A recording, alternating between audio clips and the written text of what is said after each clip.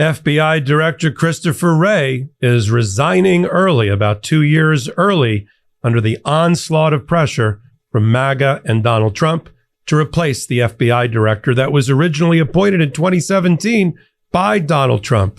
You're on Legal AF, the YouTube channel. I'm Michael Popok at The Intersection. Should come as no surprise that Chris Wray is taking a hint. Almost every MAGA Republican senator has come out against him and asked for him to be replaced. And get this, so there won't no longer be the weaponization of the FBI because they're going to try to put Kash Patel in instead. Kash, who I think's middle name is weaponization, is going to replace Christopher Wray, somebody that Donald Trump back in 2017, when he picked him, called impeccably qualified and a model of integrity. Well, what's happened over the last 7 years? Well, Donald Trump hasn't liked that he's been on the receiving end of criminal investigations and criminal prosecutions, including the execution of search warrants at Mar-a-Lago, which are all his fault. I mean, if he didn't commit crimes and drag his feet and not return the people's documents, top secret classified ones, he wouldn't have had a subpoena and then a search warrant and then 2 separate federal judges ordering it and the FBI. And let's be clear here. The FBI didn't knock down the door like some CBS TV television show. They coordinated the execution of that search warrant with lawyers for Donald Trump at the time. They ensured that they did it in August when Donald Trump wasn't at Mar-a-Lago. He was at Bedminster in New Jersey or in New York, and did it, about as carefully as you can when you're executing a search warrant, looking in drawers and cabinets and under beds for top secret classified documents. But ever since that moment, Donald Trump would never let it rest. And he was never going to let anybody who was affiliated or associated with the prosecutions against him to keep their jobs. That's why 2 weeks ago, I reported here on Legal AF and on the Midas Touch Network about the pressure campaign to get rid of Jack Smith and to fire him on second one of the new administration. Jack Smith took the hint then, and he decided that his sole job right now, between now and Christmas, I believe, is finishing his 2 investigative reports, his 2 special counsel reports against Donald Trump, one for Mar-a-Lago, one for the DC election interference case, deliver that to the Attorney General, who still is Merrick Garland until the 20th of January, and have Merrick Garland deliver those to the American people. Now, Chris Wray is not going to have, because he's on the investigative side, on the intelligence collecting side, he's not going to have a closeout memo that's going to go to the American people. But Donald Trump doesn't like the fact that Chris Wray did his job, that he did his job as part of the intelligence community to assist the Department of Justice in doing their investigation to build the file against Donald Trump and 1,500 Jan 6 insurrectionists and others.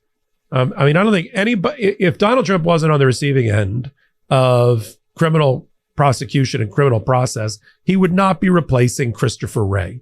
Christopher Wray is about as milquetoast and Boy Scout as you can find in an FBI director. And he's the same impeccably qualified and model of integrity that he was, 4 years ago. 7 years ago. He's had the job that long. It is a 10-year term, or it should be a 10-year term. And the reason we want our FBI directors and our Federal Reserve chairman and others to have longer terms than the president is to make sure they're bipartisan and to make sure they're not partisan, right? They're not beholden to any one. Trump appointed him. Biden kept him for the entire duration of his 4-year term. The precedent had been set, but Donald Trump doesn't want anybody near him that facilitated the prosecutions against him, because he won't ever take any responsibility that even though he won election and has immunity and is going to pardon himself, it doesn't mean that Donald Trump didn't commit those crimes. American people understand that, I believe, even though there was a fair number of them that looked the other way and sent him back to the White House. So the new reporting here is we've got FBI Director Wray. The timing of it is as follows. He's announced, and I'll read you his statement. He's announced that he is going to serve out his term through January 20th. And as soon as the Biden administration ends, he will turn into a pumpkin and he will be leaving, meaning that there will be a vacancy on departure that will need to be filled. Everybody kind of moves up one. The deputy director of the FBI will move into the role until Donald Trump gets his person confirmed. Now, we focused on his person, Kash Patel, just to show you the difference between Donald Trump 2017 and Donald Trump 2024, the impeccable model of integrity in Chris Wray. Now we got supremely, obscenely unqualified, unfit Kash Patel, who doesn't even understand what the FBI does. He said, I'm going to close down the Hoover building where they operate in Washington and in Arlington. I'm going to make it a museum to the deep state. I'm going to send this is Kash Patel's words, not mine. I'm going to send all of them out into the field. They're cops. They want to be cops. They should go be cops and go work beats and walk beats like they're a police officer. I don't know if he's seen the name on the building. It's the Federal Bureau of Investigation. It's part of the intelligence gathering community. It keeps us safe. Does anyone believe that Kash Patel running the FBI is going to make us safer than we are right now with Christopher Wray? Let me read you Chris Wray's statement here. I have a copy of it. So here's his statement. After weeks of careful thought, I've decided the right thing for the Bureau is for me to serve until the end of the current administration in January and then step down. My goal is to keep the focus on our mission, Mr. Wray continued, the indispensable work you're doing on behalf of the American people every day. In my view, this is the best way to avoid dragging the Bureau deeper into the fray while reinforcing the values and principles that are so important to how we do our work. And that's from Chris Wray. So, I mean, listen, it's been Donald Trump and the MAGA senators and others' wet dream to get rid of Chris Wray. So I'm not shocked. I mean, I wouldn't hang around for a public execution either. It's obvious that Donald Trump was going to fire him. If he was hanging around on January 20th at 12:01 p.m., he was getting canned. And he was going to get shit canned along with Jack Smith. So I think anybody with integrity, anybody who's a professional, anybody who loves our country and is a patriot is going to do the honorable thing and not be publicly flogged or worse.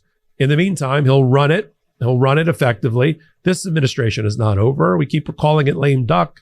There's a lot of work to be done. Look what's happening in the resolution of the crisis in the Middle East, completely in favor of the Biden policy and the Biden doctrines. Those things are being worked out. You've got the Department of Defense continuing to do its job. You've got the Department of Justice doing its job, and the FBI as well, right up until their last dying breath of the Biden administration, keeping us safe. It's a sad day when Chris Wray gets fired early and Donald Trump breaches another norm, which is to keep in place for their duration, their term, the FBI director. Donald Trump would only had to have waited a couple of years, but he's a guy on borrowed time coming into the office. Donald Trump doesn't have 2 terms to look forward to, or the potentiality of 2 terms. He's got 1 term. And he wants to do maximum damage and destruction in that 1 term and get rid of all the guardrails that protect our democracy as quickly as possible. And forcing Chris Wray out by the not so subtle pressure campaign that's been directed his way is a beginning, right? He's going to replace everybody in the Department of Justice.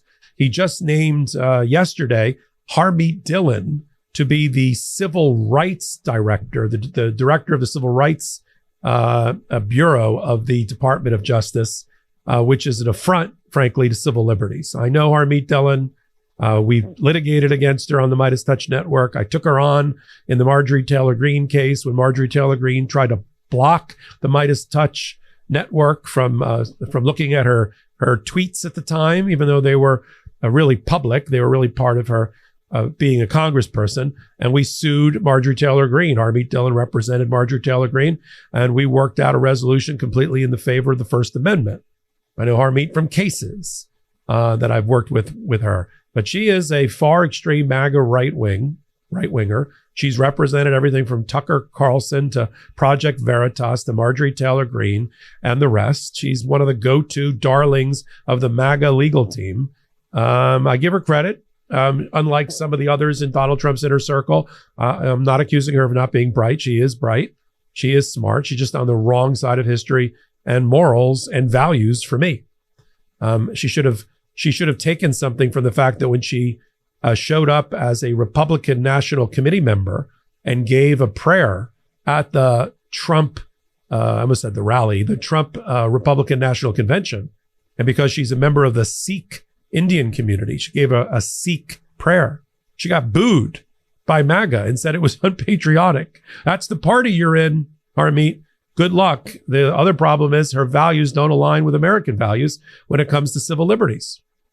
So if you think the Department of Justice, as they did under Joe Biden, should protect voting rights, women's rights, reproductive rights, the rights of the disenfranchised, the undocumented, and against police brutality and enforce policy properly, then you come to the wrong place. She's notoriously anti-transgender people. She's anti-abortion. She's ultimately, by extension, anti-women's rights. She's against voting rights. She was against COVID mitigation policies. She sued to let people mingle without their masks and without vaccines in California to make a name for herself.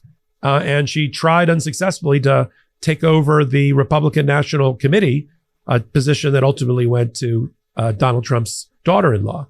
But this is the type of people that are being put into the positions of power in the Department of Justice, and now no independent, nonpartisan FBI director in Chris Wray to protect the American democracy. We'll continue to follow everything related to intelligence gathering and the Department of Justice under the Trump administration right here on Legal AF, wrong hand, right here on Legal AF, the YouTube channel. I'm Michael Popok. I have a show Tuesday nights on Midas Touch Network called Popok Live, at the intersection of law and politics. And then we have, of course, the Midas Touch Legal AF podcast on Wednesdays and Saturday nights. And then here about every day, about 5-6 times a day, new content only on the Legal AF YouTube channel. Hit that blue button and help us build this pro-democracy channel. So until my next reporting, I'm Michael Popok. In collaboration with the Midas Touch Network, we just launched the Legal AF YouTube channel. Help us build this pro-democracy channel where I'll be curating the top stories at the intersection of law and politics. Go to YouTube now and free subscribe at Legal AF MTN. That's at Legal AF MTN.